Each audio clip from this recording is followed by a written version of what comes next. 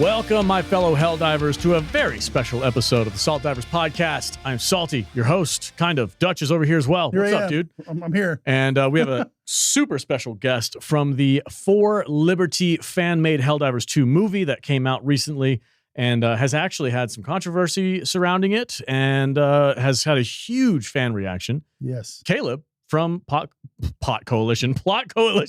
What's up, bro? How you doing, man? Wow. Hey, I'm doing good.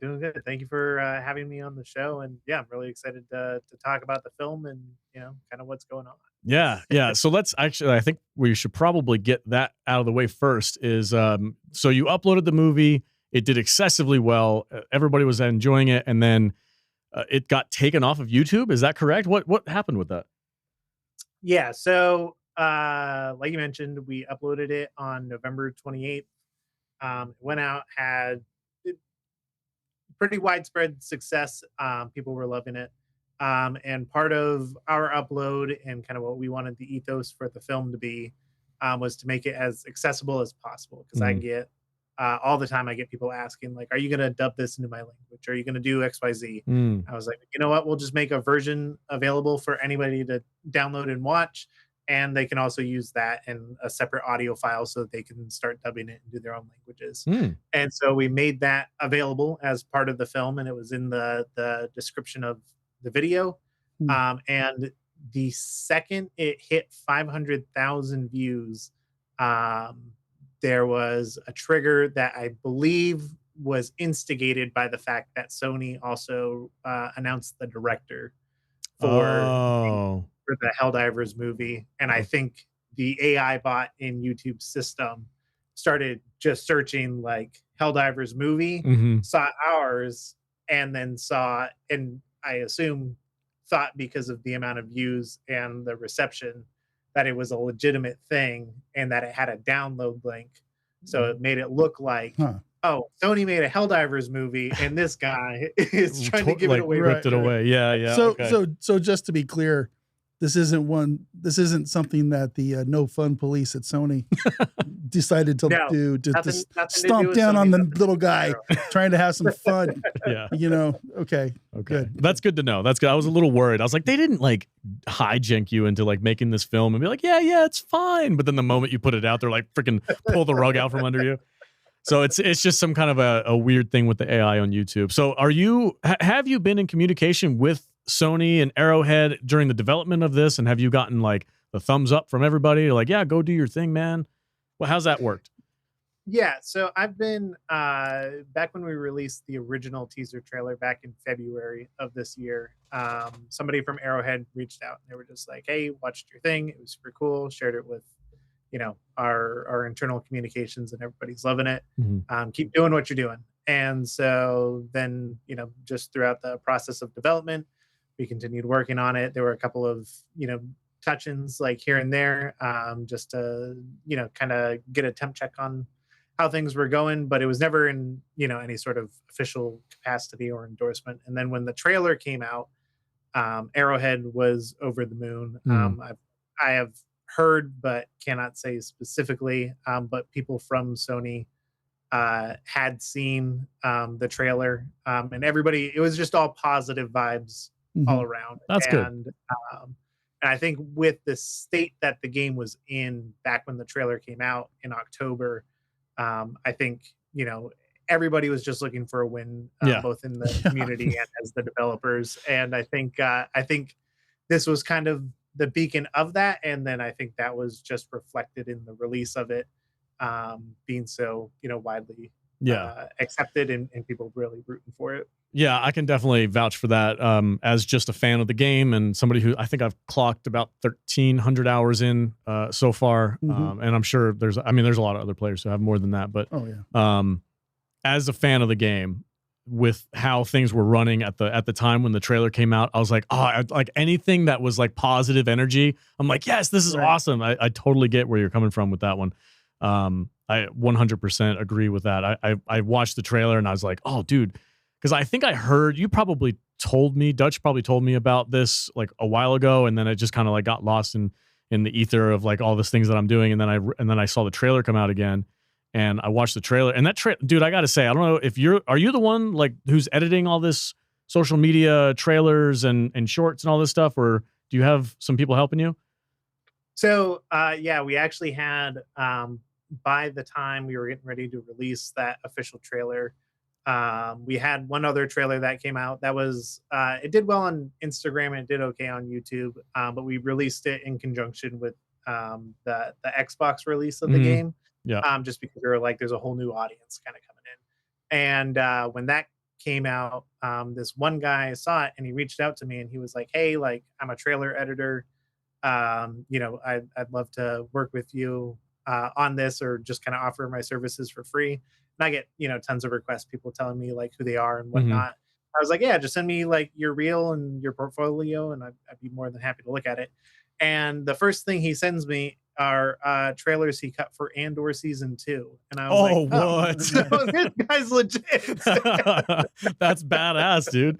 Well, he did a hell of a job, I'll tell you that much, man. That freaking trailer got me hyped. I was like, this is freaking awesome. It's got excellent pacing with that music in the background, and that freaking, I think the one key moment in the trailer that really cued me in was when they were doing the little march and like hey with that music in the back. I was like, oh, that's so perfect, dude. So good deal, man. I'm so happy to hear that the community is rallying kind of behind you and being like, hey, I'll do whatever you need me to do. I'll do it for free. You know, I love it when fans and communities can come together and kind of do something really cool. Because I mean, yeah, the trailer came out at just the right time. Just the right time, yeah. Man, we were grasping for something fun and positive to talk about on our weekly podcast, because, you know, dude, it's been a rough few months trying to scrape together something good to talk about without coming off like a glazer or something, you know, hasn't been easy. So today was easier. Today was a lot easier. I mean, the week the movie came out, they finally get their act together and start making some good stuff for us to do again and fixing their problems. But man, a couple months ago, it wasn't the case. It's been a rough time in Helldiver world. Yeah. So it was really cool to have this to look forward to. Yeah. Knowing it was coming up, and it's like, because we've been waiting. And, it's been really cool. I watched it. I have 3 boys, all of which are obsessed with Helldivers because they get to see dad play it. And then I, you know, every once in a while, I'll be like, here, take the controller to keep me alive. That's my thing, is like, I'll hand it to my kid and be like, just keep me alive, and I'll go do something. So we all got to sit down and watch it together. We watched it on the big screen when we got home from our like Thanksgiving dinner thing. I was like, oh guys, the Helldivers movie's out. Let's go watch it real quick. And I didn't realize it was going to be like an hour long. So thank you for that. I was expecting to be like a 30-40 minute thing, you know, like a little quick thing. It was like, holy shit, this is like a full length hour long freaking movie. This is badass. So we got to watch it together with my kids. I got to tell you, of the age groups, I've got a 4, a 7, and a 10. It freaking hit the 10-year-old's funny bone. Like, it was perfect for him. He was dialed in, dude. He was cheering at the right moments. And there was actually, I want to talk to you about this one moment in the movie. It's probably about halfway in, maybe a little bit more, where the veteran is confronted by some SEAF officer who's questioning the narrative, and he just freaking blows this dude's head off. And it was like, it was this really, really dark, somber moment in the middle of this more or less kind of jovial, jokey kind of a movie. So I want to talk to, what was the inspiration for these key moments in the movie where you have this great mix of humor and this really, really dark propagandized undertone of, we kind of are the bad guys? How did you piece that together? Yeah, so when I wrote the original script, kind of my focus for it was to split it into 4 different quadrants of like, you know, take in like kind of the more absurd, like tongue-in-cheek humor and put it in the first quadrant, then going into like, you know, dark humor, going into like more, you know, intelligent humor, and then like leaning heavily into like the patriotic humor towards the end. And just kind of having that be like, how do you take this full film and deliver consistently with it? Because I feel like that's, you know, something that comedy movies like tend to really suffer with. I think like a great example is what is it? Pop Stars Never Stop Poppin', or whatever it is, the Lonely Island movie, where it's like 80 for the first 35 minutes, it's like nonstop hilarious, and it's still funny like towards the end, but it definitely tries to recollect itself later on.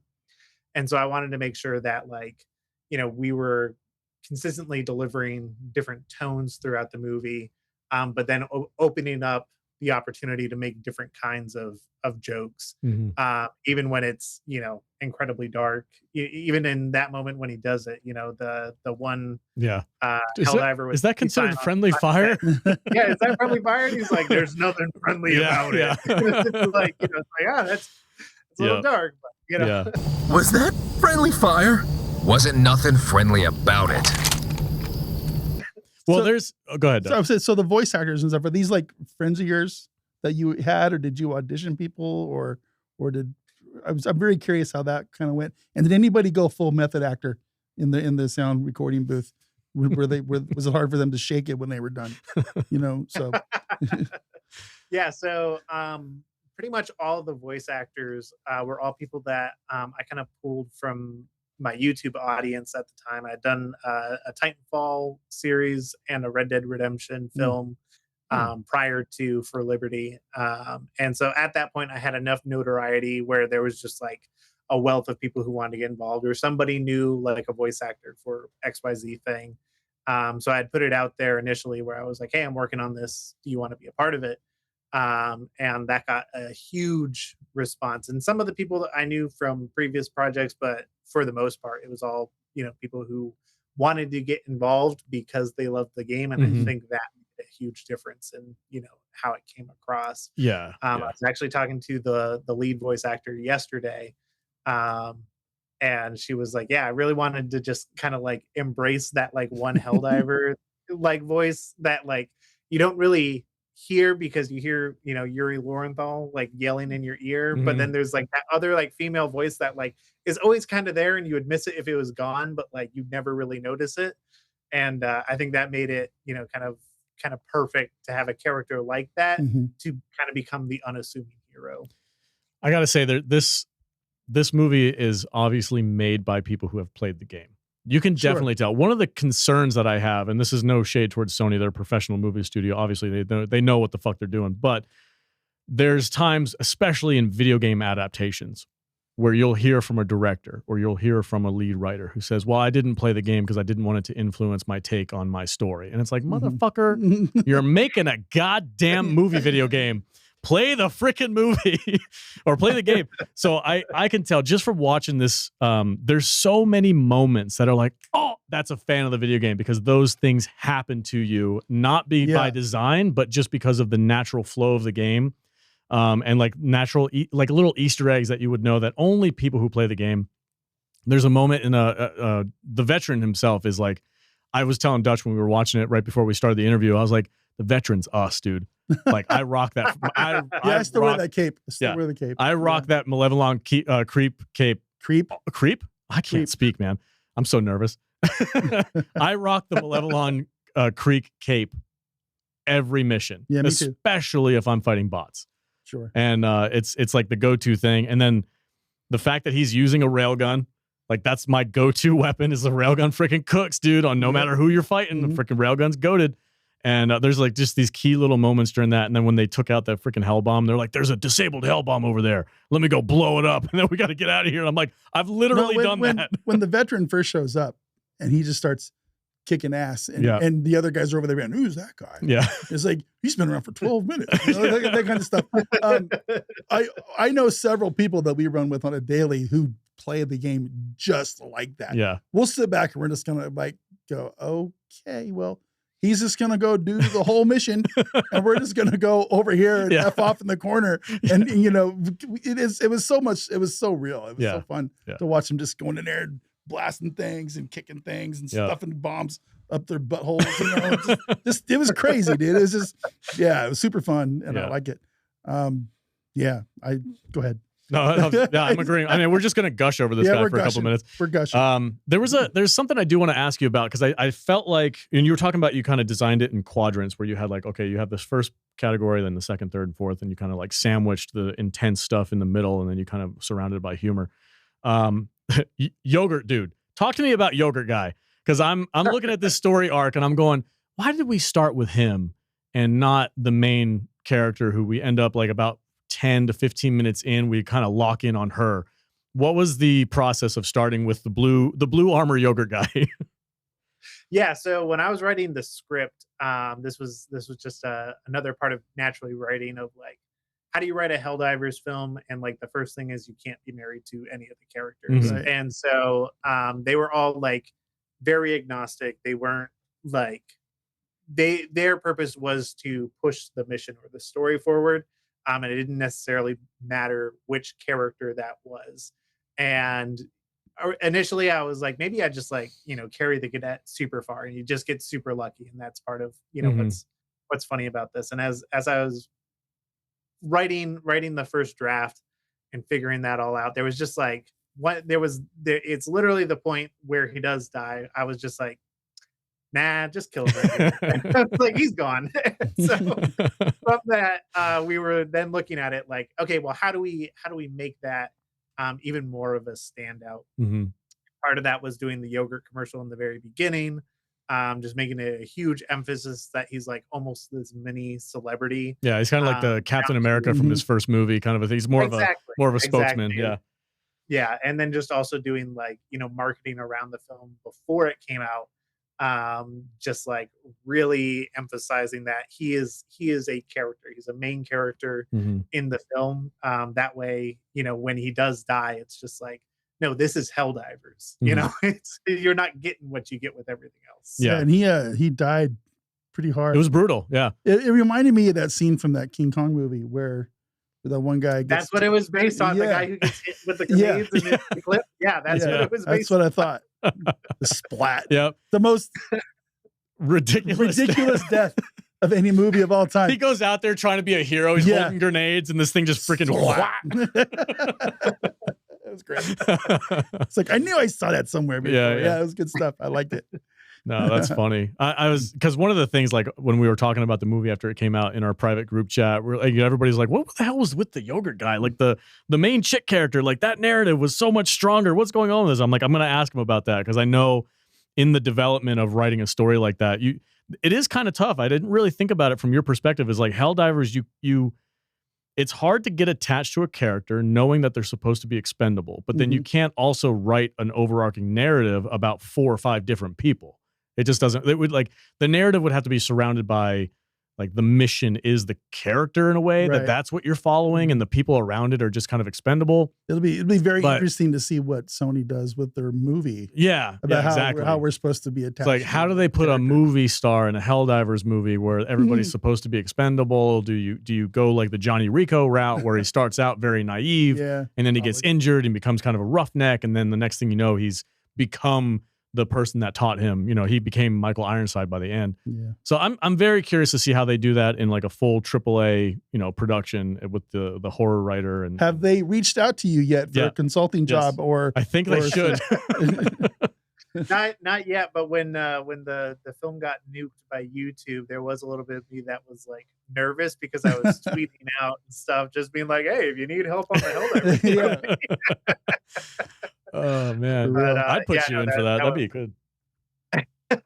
just as a voice of the fan, like, as I know when these big budget productions, like I said before, video game movies get shit on all the time by big productions, and to have somebody in there who understands what the fans' experience is in the game, I think is pivot. It's a huge deal for me. Yeah. So when there's that scene when the 4 veterans come in and rescue those guys, and they start pulling out the double dogs and the double guns and stuff, you guys had to have been just, it's like, how can we make the guys that are going to watch this lose their mind? Right? Is that what you were doing? Because I don't go anywhere without my dog on my back. It's just how I play. And watching the two dogs come off his back and start going off on each side of him, I was like, oh my God, that is what I want. It was just like, it was the coolest thing. And what was your process there you just like went over the top with all 4 of those characters to make us all kind of go nuts? It was really cool. I appreciated that. So yeah. And I mean, that was the whole thinking with it in general, is just like, how do we take, what players think they're like, okay, kind of put that on full display, and using kind of this guise of like, you have these veterans from the first Galactic War who are just like kind of coming in to, save the day and like kick ass. And it was like, well, how much kit can you give them before they look over encumbered? And it's just like finding the limit with each character for that, and then just being like, all right, we're at that limit, and now we're just gonna roll with it. So there were a few factors in just like how bulky can you make them to where it's like they can just carry multiple stratagems and do whatever they want. Yeah. So and then also, how do you make each of those sets of stratagems, unique for all four of them, so that it is something completely different every time you cut to a new shot of them, killing bots. So I am a heavy user of the ballistic shield. I love the ballistic shield for my loadouts. It's one of my favorite things to use. And when I see that guy freaking pull out a ballistic shield and then use it as a rest for his sniper rifle, and I'm like, I need to do this. I'm like, how can I recreate this? I wish they made the AMR more freaking more powerful, because So what you've done is you've given all of us players more reasons to hound and harass Arrowhead. Arrowhead devs. They did it in the movie. Make it happen. You got to make it happen. I want to see it right now. It's like double dogs. Let's go. Well, genuinely though, there are a lot of things in your movie that fans have wanted to have in the game. Yeah. Especially one of the main plot points is the automatons augmenting bugs. We've been talking about that shit for a year and a half. Or just fighting bots and bugs on the same planet at the same time. That would be wild. That's huge for fans. I know we've had conversations with that over our podcast over the last year and a half for many, many times. Like, dude, how badass would it be if like one planet had both factions and like there was a freaking Bile Titan with armor on it or some shit. Like, we've talked about that all the time. Was that your experience? Is that what you were bringing to the table during those parts, or is that inspiration coming from somewhere else? Yeah, so the original inspiration to go the route of the bugs and the bots on the same front was there was actually some concept art that I had seen on Twitter where it was just like, what if these two factions were working together? And I was like, that's kind of cool. And then as I was working on writing the script, I was like, well, to include more than one faction, because at the time when we started, the Illuminate weren't added to the game yet. So we were like, well, there's really two options. You can either tell two parallel stories, one taking place on the bot front, one taking place on the bug front, and just tell them simultaneously. But that was just getting a little too convoluted, just in the concept and outlining of the script. And so I was like, I feel like it just makes more sense, and it's a more interesting story to just combine the two and start pushing that in that direction. And it just overall just makes for a more interesting plot point. And then there were added benefits of just being able to have red herrings that coincidentally came when they start talking about like, oh, it's actually not the automatons that are, jamming our comms, that's somebody else. And then, in the live chat, everybody was like, the Illuminate are coming, they're in the movie. Yeah, you can believe that. That's what we want you to believe. We don't want you to think that Super Earth is involved at all in any of this. So that's a perfect segue for the next couple of questions I have for you, is about that story follow through with Super Earth, kind of like that underbelly of propaganda and the fact that Super Earth is actually the villain of the whole universe, but because we're kind of like sunk into it, we're part of the whole machine. There's a moment where the main character, forgive me, I forgot her name. What was her name again? You don't remember? Helldiver number 1. There was a moment where she had a decision to make. It was a moral decision. And I want you to talk about how you kind of developed that and what made you decide to go the way that you did with her character. Yeah. So whenever I'm writing, I'm always trying to look for ways, especially if I find myself, kind of beginning to write a trope. It's like, okay, how do you do the opposite of the trope? Or how do you do a different spin on it? And so in that scene, you kind of get into that situation where the veteran is basically preparing to, if he has to, execute her for being a dissident. Then he's just going to do that, which we've seen him do very swiftly to the Thief soldier in the past. So it's not something he's above doing, even if it's something that he doesn't want to do. And in that instance, it's like, you know, as a writer, as a fan, as somebody who's been following the character, you kind of want there to be that oh, they get into a shootout, or, you know, she kind of makes some sort of speech about how this is wrong, you know, or whatever. And then it's like, okay, how do you do the exact opposite of that? Well, you just kind of have her comply with it and like choose to look away from it. There are a lot of hidden details and such in the film, but one of them being that there would be the assumption that part of the reason that the cadet was sent down there in the first place was basically to just make a better version of that ad that's at the beginning.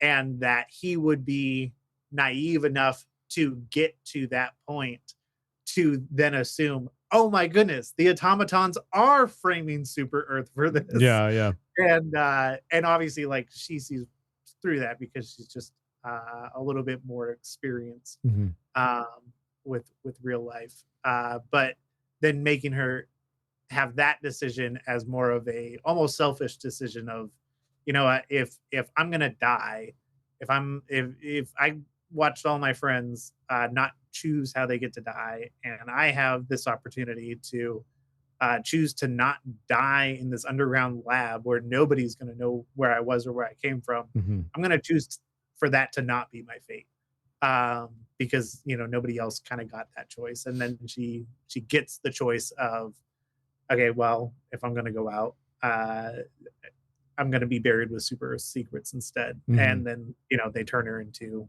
kind of this icon to sell more Froyo. Nice. That's, dude, that decision that she made, again, some of the darker moments in the movie were my favorite parts. The one where he executes the chief officer, I was like, my freaking jaw dropped. I was like, oh shit.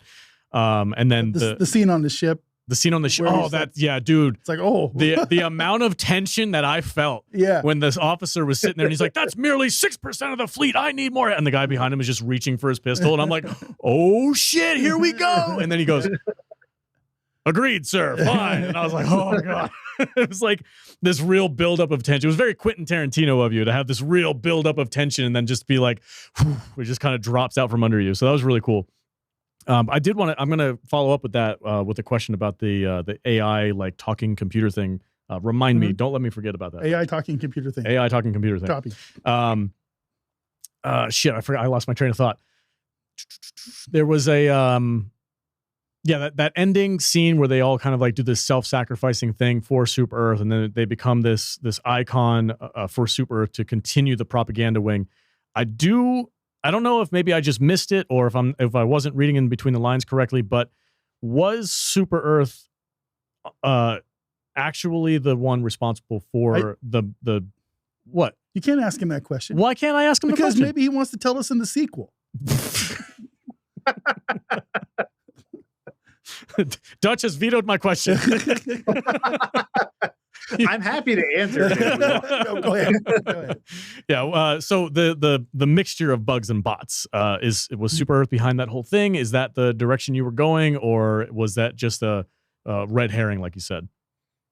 Yeah. So it was, you know, again, going back to when I'm writing, there's also like a level of which I don't want to be stuck just giving endless exposition or showing a scene that's just, this is to make sure the audience knows. It's like, I like to think that show don't tell audience is a little bit more intelligent. I am not. You overestimate me, sir. You overestimate your audience.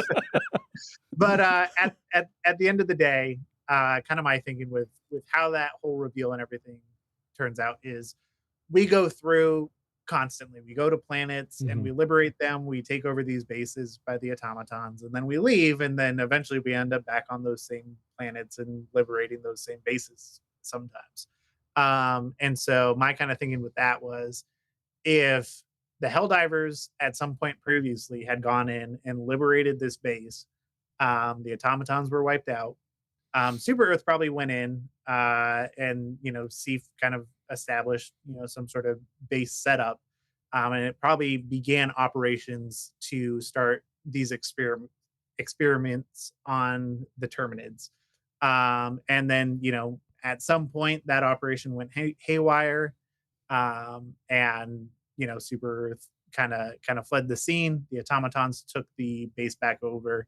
And if you actually, nobody has gone in and done this yet, but if you decipher what the bots speak is what the font is called.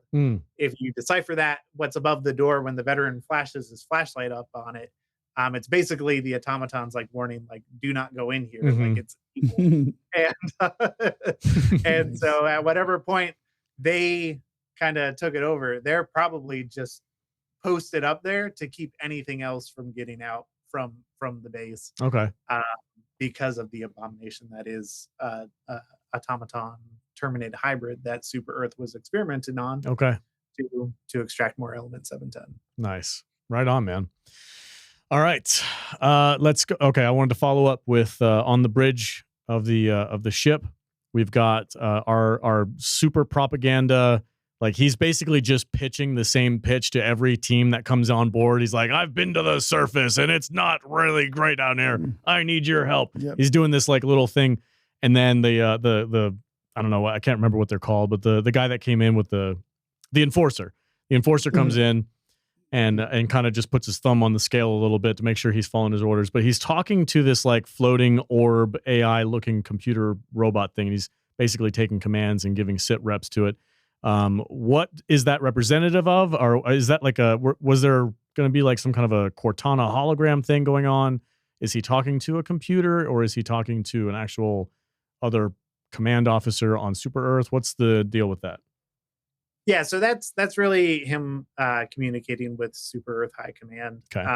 And it's just it was a good representation of like, how do you show this without giving it a face? Right. And tinkering around in Unreal Engine, I was like, I'm willing to bet there's some way to do some sort of audio visual thing here. And I poked around enough, followed a few tutorials, and I was like, hey, this looks kind of cool. And it kind of gives that that sense of there is something inherently off about this, which is kind of brought up later on in a passing conversation with two of the Helldivers, where they kind of talk about the voting machines. And it's just accepted, like, oh, you just, you have your preferences and then it votes for you. Yeah. And it's always right, So it's kind of like, how do you take that concept? And it's like, obviously, Super Earth is using this technology kind of almost against their people. Yeah. And how do you kind of bring like a voice and maybe not necessarily a face, but something that almost calls that into question for the audience, even though, in the world of Helldivers, to them, it's totally. You also mentioned there was a small little line in the movie that I almost consider an Easter egg, where somebody mentioned the Chaos Divers as an enemy of the state. And I'm curious what that means to you if you were to write a sequel and maybe have them involved in somehow. What is a Chaos Diver to you? I mean, well, if you ask me, my first experience with a Chaos Diver was just a team killer. Right. But that was back when it's very, very first started, and it's what made it end up in the script. Okay. Was because I was always looking for ways of like, how do you just, add one more Easter egg or something? I don't know if you caught the Stephen Caves Easter egg, but that's in there too. I didn't see a salt diver in there anywhere. Our guys call themselves. You have a theme song. That should be a Dutch Butters thing. Yeah. It's just this big bearded Helldiver's beard sticking out underneath his helmet. Maybe for the sequel. Yeah. But yeah, no, the Chaos Divers specifically were like this would be fun to call out, to be able to sort of acknowledge these fan factions. And so I wanted to find a way to put it in there as a funny edge, without like, making it overly complex. There was talk about, is the sea soldier that kind of comes out, was that a Chaos Diver or not? But it turned out like, no, it's better for that to be, a sea soldier specifically. Yeah, just a standalone event for him. So you mentioned just real briefly the word sequel. I notice that there is an Easter egg in the credits at the end. If you bother to watch through the credits. How dare you? Is this something you're thinking about? Can you say anything about it, or because there is that one little scene in the end there, and I'm very curious if we're going to get more of these. So. Yeah, so I knew that fans would want to see some sort of Illuminate representation. Mm-hmm. We were always talking about, as soon as they were added to the game, we were like, how do we showcase that? So it's something that we always wanted to include in some capacity, just to represent the game as best we could. As far as if there will be a sequel, there are no plans for another project specifically at this size. We are floating around some smaller scale ideas, just because these take a long time and a lot of resources. And it's incredibly hard to do for free. Oh yeah, I was gonna say, I'm like, he's not allowed to make money off of this thing. I could now, that there's that one group of guys out there that make those Space King videos. Are you familiar with this? Space King? Maybe. So they do animated shows, and they make their money selling like t-shirts and hoodies and stuff.